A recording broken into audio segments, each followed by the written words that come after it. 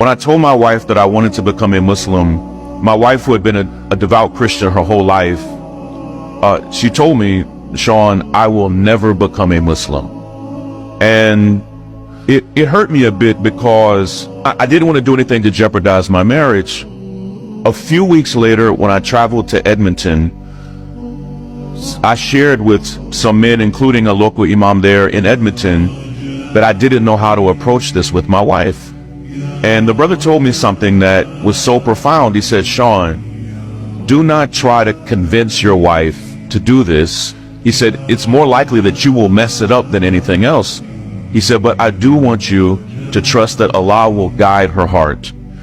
When I got home from Edmonton, this is in early January, just not that long ago, I laid both of those copies of the Quran on my dresser, not because I was like low-key wanting my wife to find them. I just didn't want them to get bent up in my suitcase. I was so exhausted from traveling that I went to bed like at 8 p.m. When I woke up almost 12 hours later, my wife had grabbed one of those copies. She's a professor, a doctor. Yes.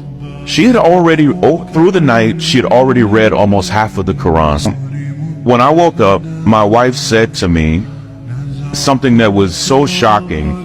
She said, Sean, I think we should become Muslims. And there's a powerful lesson there. Like most Americans, most of what my wife knew about Islam, she learned from places that you don't want to learn about Islam. If what you know about the Prophet Muhammad, peace be upon him, you learned from the news, if you learned it from movies, if you learned it from social media, it will be misinformation.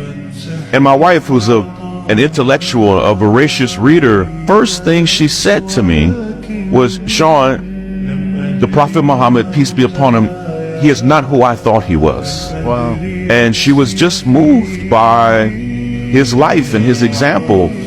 And she was also, she thought that to become Muslim, it meant you no longer had any reverence for Jesus. And I think most Christians think that. Yes. And it was actually quite the opposite. And when she saw that to be a Muslim still meant to have nothing but reverence and love for the Prophet Jesus, it changed her. And for the next 6 weeks, she and I were on a really beautiful private journey that we didn't talk about publicly, of just saying, what would it look like for us to make this big move in our lives? And so 3 weeks ago today, the Sunday before Ramadan, we took our Shahada, and it's been beautiful, man.